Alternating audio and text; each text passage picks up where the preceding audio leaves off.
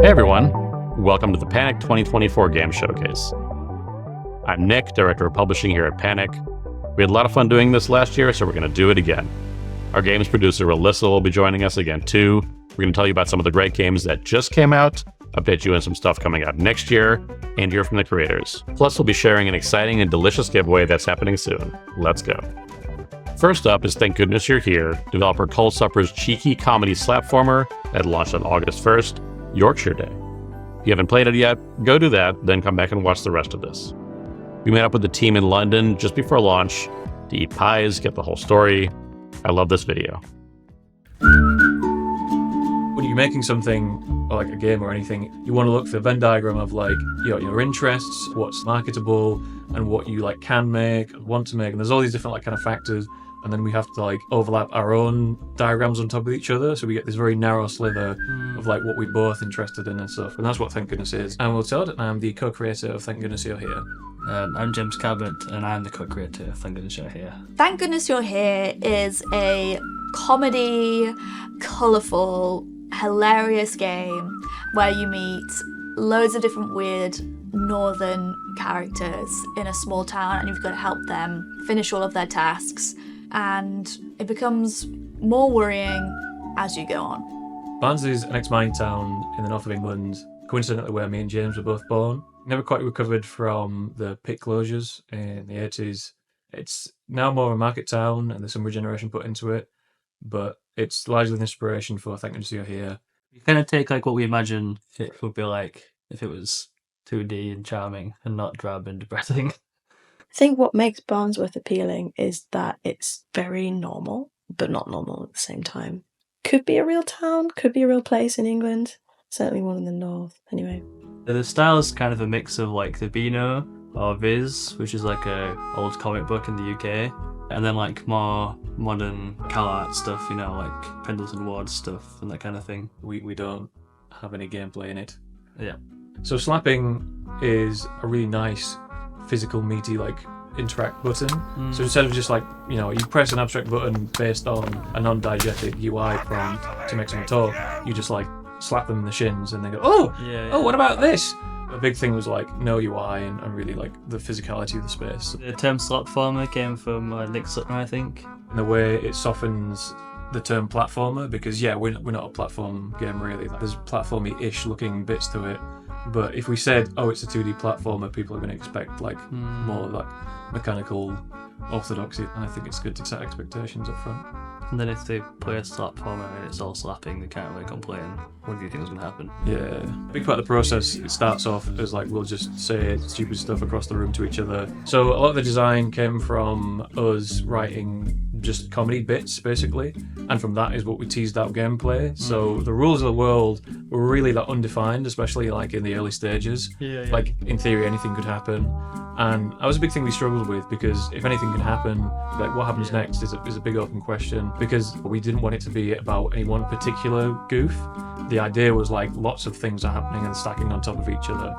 So it felt like we had to be careful not to give too much importance to any one thing. Which was kind of like a painful process, because like we were really excited about like a world that was like jam-packed, chock-a-block with jokes and goofs and stuff. And it is, because we scoped down a whole bunch. But like at the start, when we had this possibility space of like a whole entire town, like we can fill this with jokes and characters and little goofy guys, it was quite painful to be like, okay, well that one has to go, this has to go, this has to go. And then the thing that's left is like, is this an important thing? A guy who eats a pie? Is that the most important thing in the game? And it's like, I guess, in the end, yes. We both co-write the jokes, and like, the vibe and everything it's very much an equal partnership. And there were points where, we were like, all right, well, maybe James should take the lead, or maybe I should take the lead on certain things. And if it goes too far one way or the other, it just felt like it wasn't working. I'd be like, all right, I'm just gonna write more and stuff for a bit. And then really back, I'd be like, this is just bollocks. You did it would be sort of like an ethereal tone poem. And then if I did it, it was like, this guy's called Pooh Man, and he's the Pooh Boy. You could tell working with these guys that they were really passionate and had a lot of really nice ideas, and especially that their sense of humour is really kind of gelled together nicely. So I knew that whatever they made, it would be really good. I'm Pip, and I'm the animation team lead on Thank Goodness You're Here. she'd been the animator who's worked the most on the project with us. I think she's clocked like maybe 14 to 16 months of work on the project. Not only was she really good at working in Unity and like animating, she also informed the style of things a lot and how things move and like the bounciness of everything. And she's just got like a really great like sense of timing and style that's, yeah, it's basically like contributed quite a lot to the game. And essentially she directed the different shots in the cutscenes. And so it was a lot of collaboration, like, we're going to decide on the story. It was sort of me and Will in the driving seat, and then she would sketch what we're talking about. Lots of the cutscenes have turned out like scarily similar to like how she sketched them at the start, almost one for one in a lot of cases. When they came back, they just looked exactly like what I'd drawn.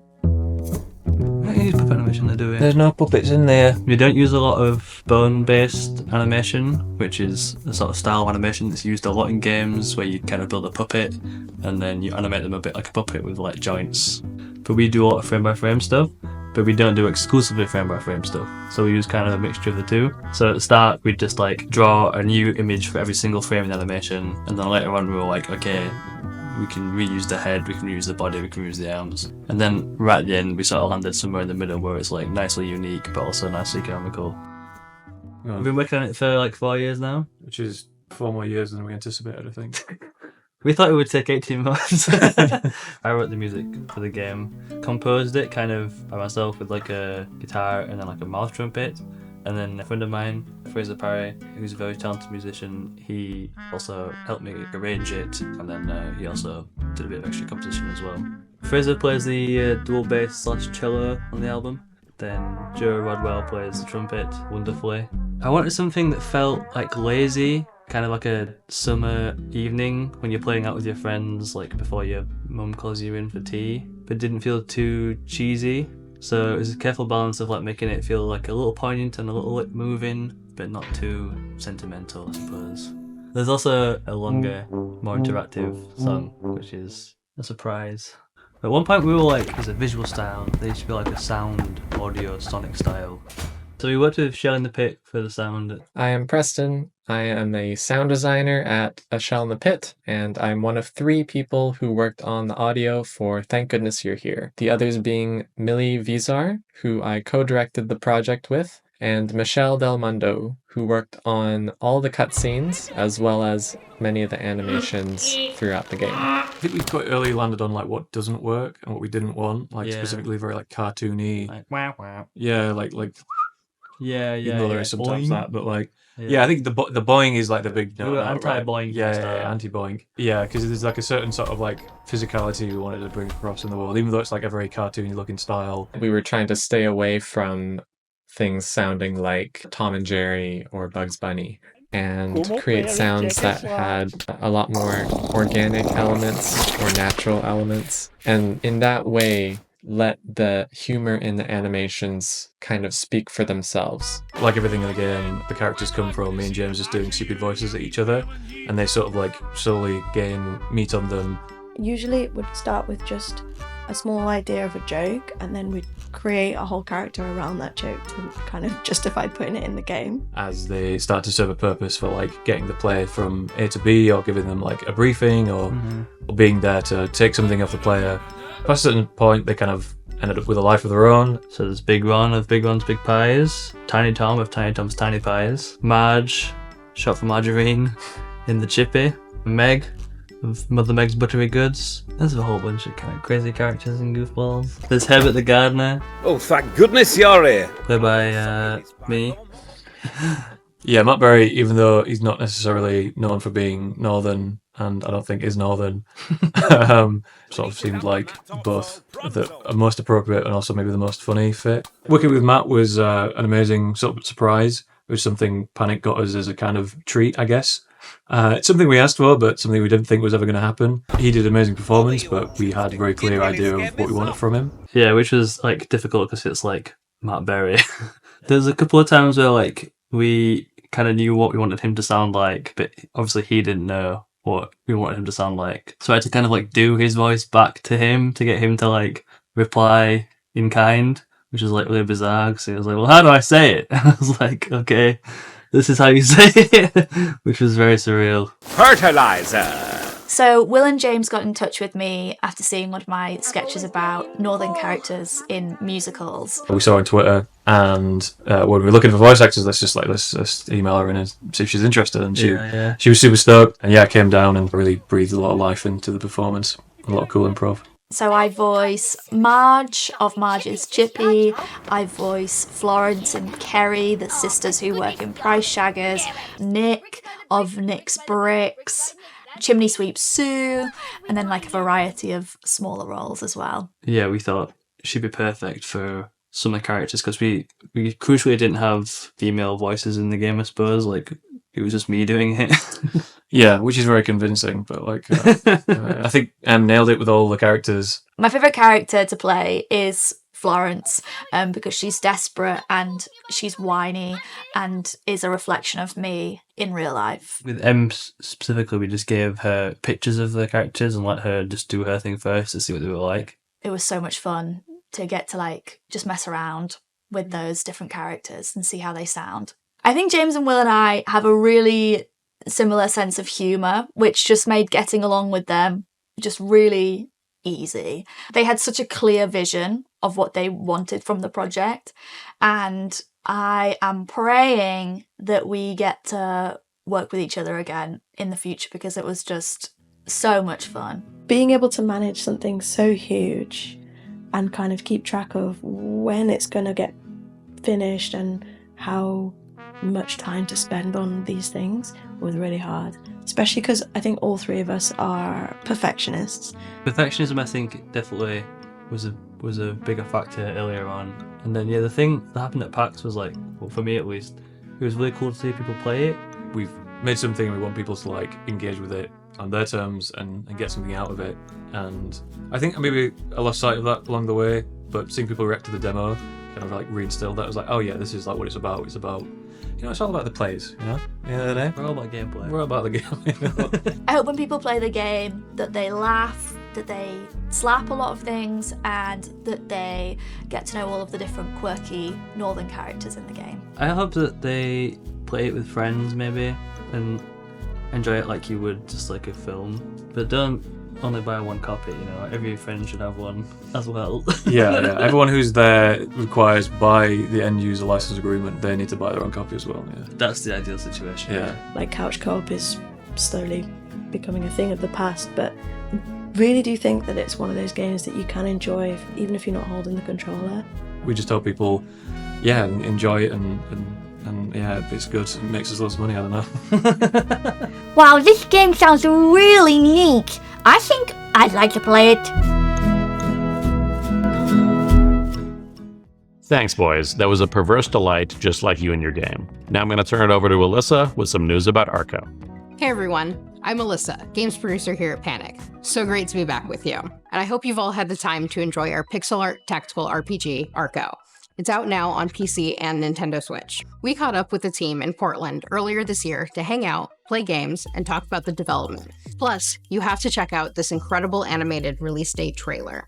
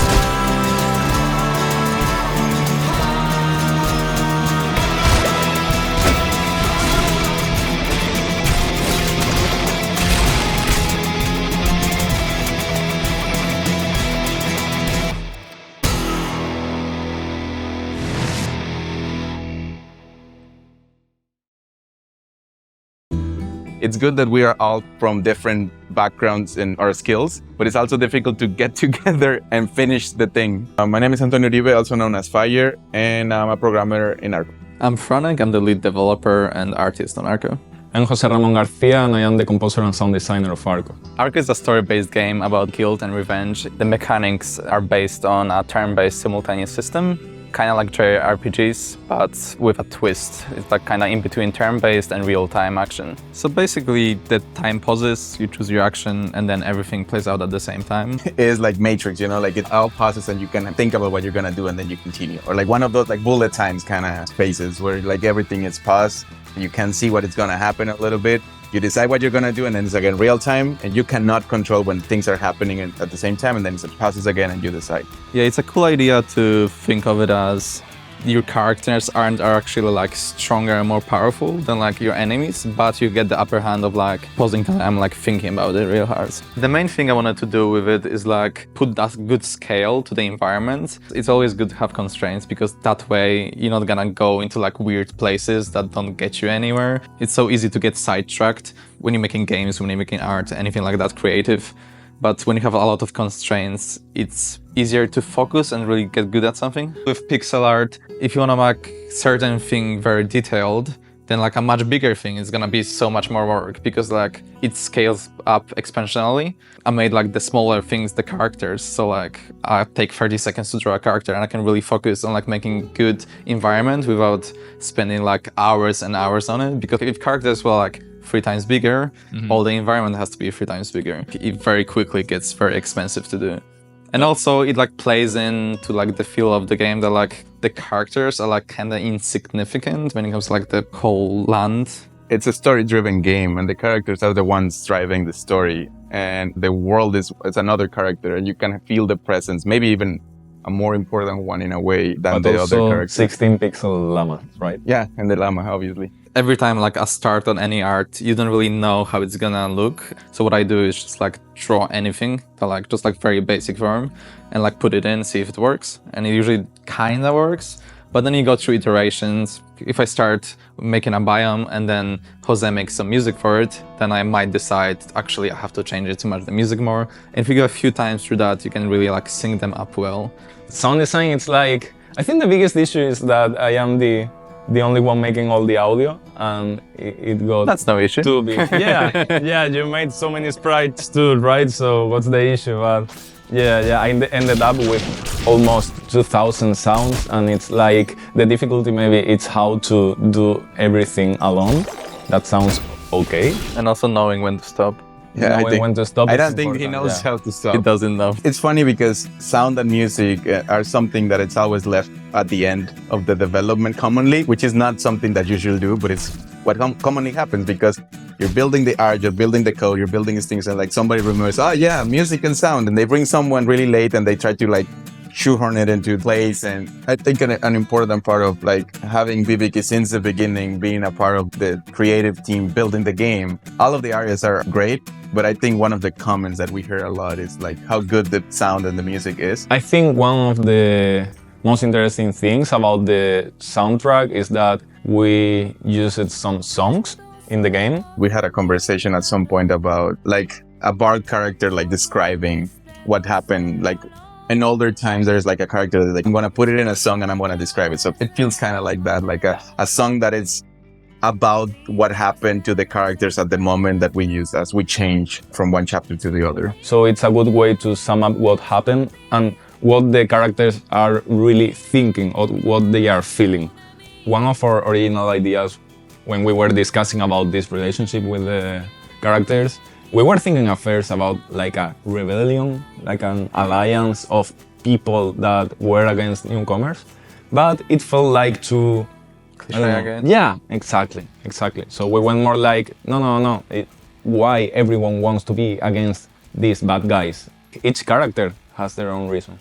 They're not a party like another kind of like same genre spaces where they're like an RPGs. You have this party that are friends or something, and they have the common goal. It feels more like they just found each other at the right time in the right place that they had to do this thing, and they support each other in that way. They don't love each other. It's not like a team that was like made to be together. Some of them aren't even like supposed to like each other because they're like from such a like different backgrounds and cultures, have different goals, but like in the end they like find a reason to cooperate. Will we get along after this? Like This is dangerous questions. Do you love each other or do you just tolerate? We had a discussion earlier about how we got together and we have this common goal and we come from different backgrounds, different cultures.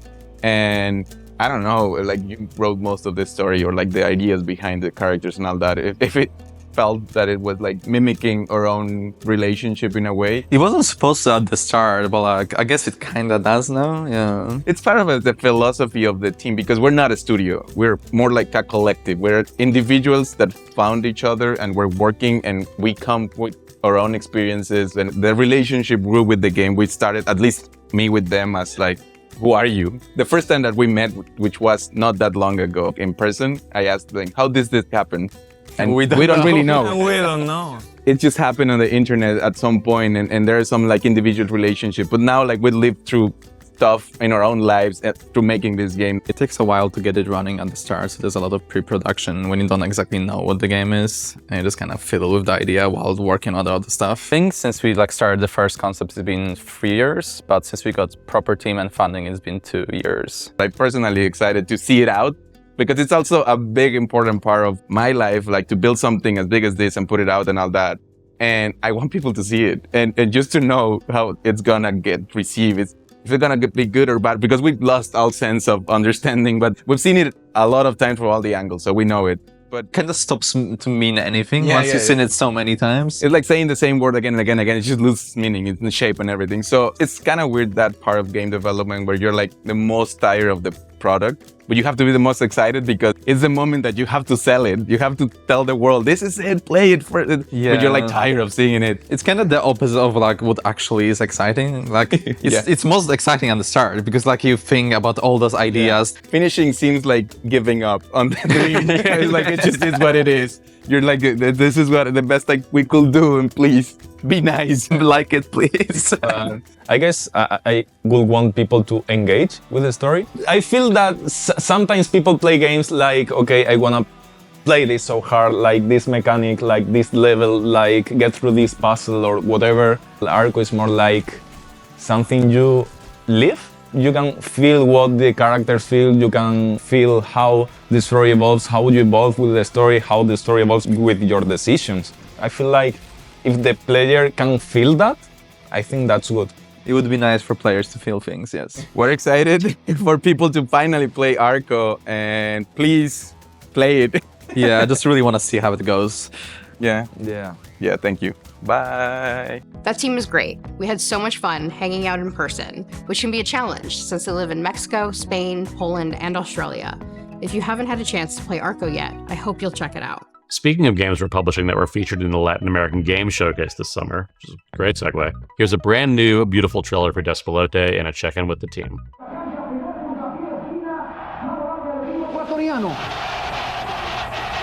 Burgos en el marco argentino. Un tremendo ambiente de fiesta en el estadio Atahualpa.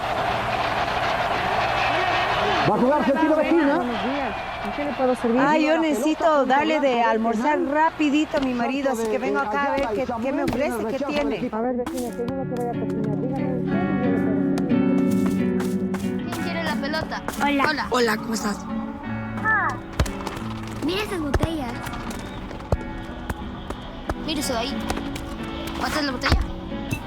Ya fuera de aquí, carajo, les voy a quitar la pelota, guambritos. ¡Salgan rápido!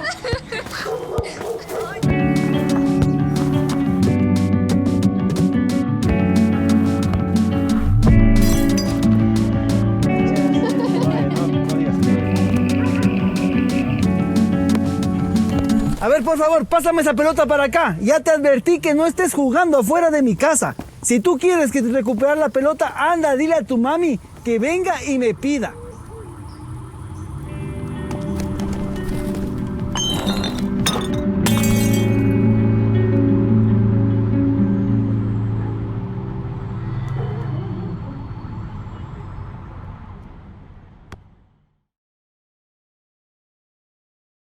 Something that is unique to this game is that it takes place in a very specific time and in a very specific place. My name is Sebastian, and I am the artist and musician for the game. I'm Gabe. I'm a producer and level designer. I make a mini game in the game, but I mostly talk Julian through his problems. I'm Julián, and I'm the programmer and the designer for Despelote. One of my earliest memories is when Ecuador qualified to the World Cup for the first time. The whole country kind of exploded when this happened, and it gave the country a lot of hope. The game is set during this time, and you're just a kid running around this park that I used to run around when I was a kid. And around this park, there's a bunch of people just going about their days, and the conversations they're having are improvised conversations that we recorded with friends and family. As you're running around kicking a ball around, you are sort of absorbing this place and this moment in time. We like the contrast of like, you know, as a kid, you don't really understand what's going on, and also like just overhearing parts of conversations felt like it was a way of like soaking in the world. Ecuador is not a place that is often represented in video games or in any type of media that people see. So there's a lot of context that relates to the culture of that time, but also in a way that is universal, I think, like kid stuff and adult stuff, like how you relate to the world when you're a kid. Yeah, there's something really nice about the contrast of like being a kid and kind of having this wholesome relationship with the world. But then the world isn't like how it's presented in most nostalgic media where it's like everything's nice. It's like the people are just talking about horrible, dark stuff. Somehow it like puts you in the mindset of being a kid and not really understanding what adults are talking about. Like hinting at, I guess, the darkness of the world, but you're just catching a glimpse of it. It's that idea of peeking over the fence. We were working on it for a couple of years. We had made a demo and like figured out like what the vibe of the game was going to be. But then we were a little stuck because we didn't know how to turn it into like a full game that you can sell. I was telling Gabe all about my problems, and it turns out that Gabe had exactly very similar problems with his previous game. So he was like, I can help you. And I'll fix all those problems. I'll fix all those problems. And it worked 100%. He hasn't had one moment of suffering since. Exactly. He promised that we would be done with the game in a few months. Yeah. It's been 4 years since then. It's 4 months, years. Yeah. What's the difference? No, it's really 4 months. Yes. We're really looking forward to it coming out early next year. We've been working on it for a while. We've put all our heart into it and to trying to craft this experience. Yeah, the world has this look of like an old photograph or a photocopy. It's like the textures are from real photographs, but they are treated with a noise and high contrast. So they look like kind of grimy. They have a personality because they are from real places and with all the imperfections that a real place has. That is put in contrast with the characters, which are just like flat, kind of cartoony characters. I wanted to do something nostalgic, like that reminds you of childhood, also kind of dreamy. There's a lot of music that happens in these kind of dream sequences where the character is like in a made-up world and the music is very strange and has some elements that are like common to the music that we would hear in that era, but also some things that stand out and make it strange, I think. Ian's done a nice sound treatment for it. Ian Berman is doing the sound design, and he came to Ecuador and recorded all of the ambiences from Quito that we wanted to put in the game. So he's been putting those in so that it sounds really like running around Quito and recording all the conversations that way also. I've been working on this game for so long, and I live in New York, and what I've realized making this game is that I miss living in Ecuador and I miss being a kid in Ecuador so much, and I think this game is sort of like an idealization of that, or a romanticized version of just being a kid and kicking a ball around, and hopefully people will like that. So it's coming out next year, and I really hope you'll check it out. The team needs just a little bit more time to polish things up, so we're going to get it out as soon as we can in 2025. Thanks for your patience. It's going to be amazing. Despelote is really special. I hope you all get a chance to experience it. This next game is one we teased briefly in our last showcase. I'm really excited to introduce you to some more of the folks from Okomotive and let them tell you about their new game, Herdling. In case you missed it in Gamescom's opening night live showcase, check out this gorgeous trailer.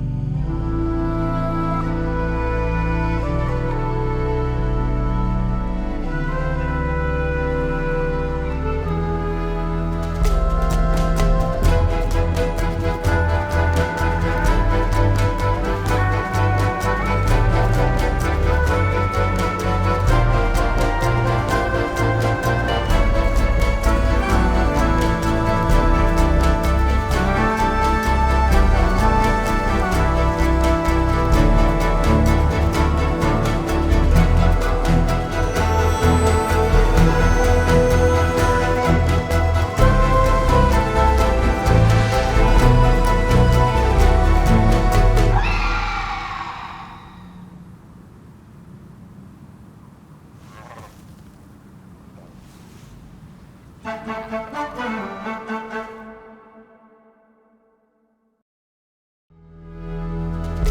new game is a herding adventure about a girl guiding a group of mysterious animals. My name is Fabio and I'm the lead game designer and sound designer on our new game. My name is Philip and I also do game design and level design. Hi, I'm Goran and I'm the managing director at Okomotive. The music in our game is made again by Joel Schock, who worked with us on both Far games, so we're really excited to work with him again. And he's really gone crazy with all the different instruments from all around the world. The game has a very dreamlike and painterly atmosphere to it. It's beautiful and we have a game mechanic that's pretty unique. Yeah. Right. And I think the emotional bond that we are able to create with the animals, the players, is something very special. I think it's creating something that players really connect to on an emotional level, even more than on our previous games. I really hope that players will dive into this world and really enjoy the experience of walking and hiking through that world that we created. Yeah, the entire team is super excited to work on the game and it has been such an incredible journey. I can't wait to show more and for the release next year. Doesn't Herdling look incredible? Wow, there are just so many games to talk about. Next, we have an appropriately tiny announcement about Time Flies, a little adventure about our limited time in this world.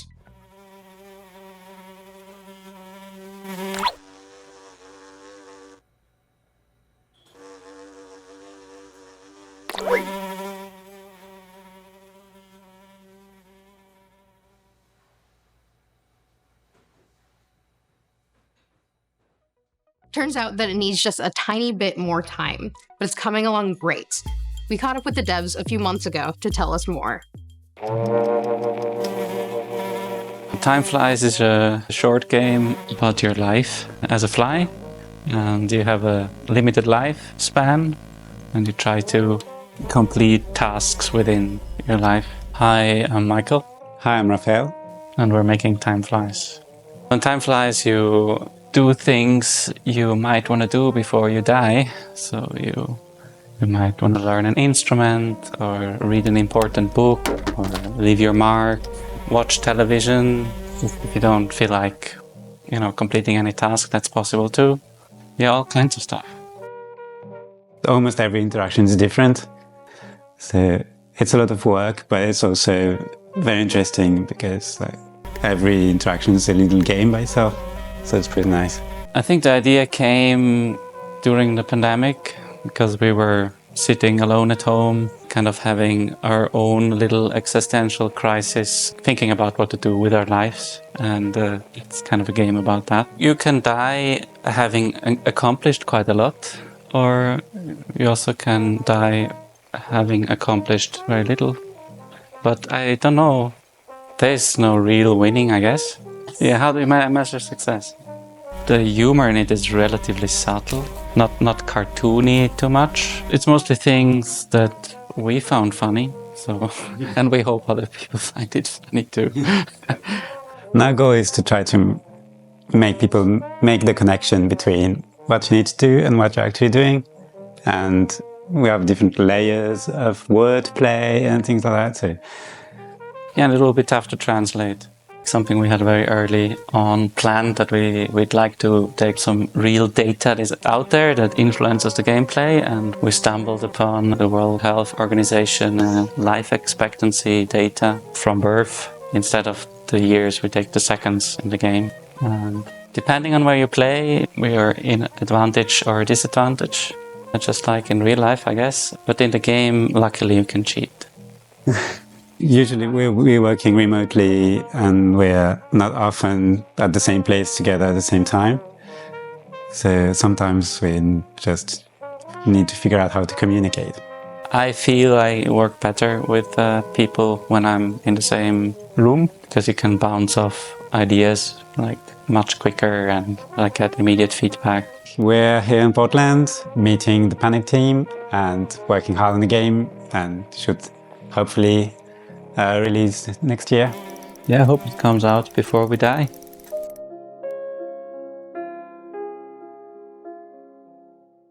So if you like video games and you constantly think about dying, like me, you're going to love Time Flies. Also, if you like great art and jokes, I guess. So that's about all of our news today, but I do have one more treat in store for you.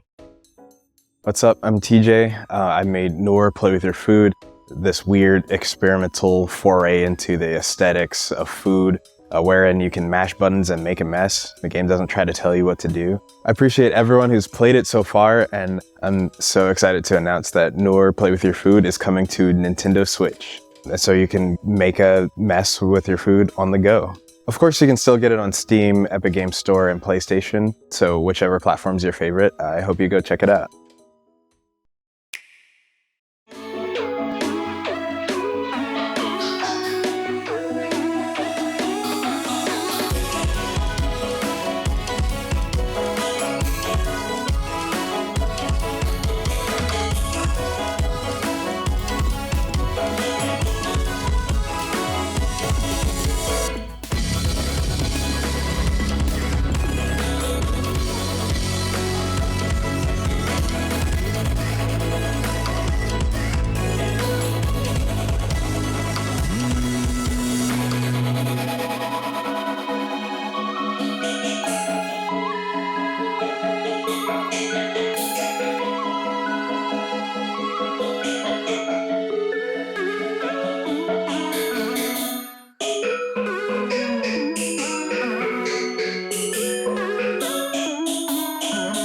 So it's kind of impossible to recreate the absurd dishes that are in Nour, Play With Your Food, but we really tried. We teamed up with the fine folks at Life Raft Treats to create a Nour-inspired ramen ice cream bowl. So what does it taste like? Well, 25 of you will be able to find out for free if you win our social media giveaway. So go check out these pages to participate. But even if you don't win the giveaway, this dish will be available to purchase from Life Raft Treats. So treat yourself and play with your food. Okay, so one more thing, just a tiny new look at Big Walk from House House. It'll be out next year.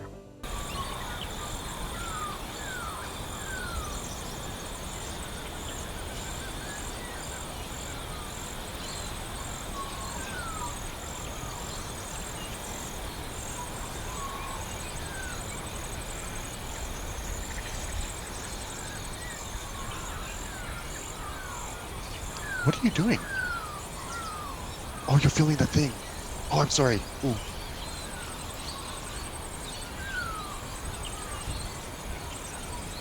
Thanks so much for joining us again. We'll see you soon. Yes, we'll be at PAX West again this year, booth 633 in the Arch Building. Come say hi and play some great games, including the first ever demo of Okomotive's Herdling. See you there!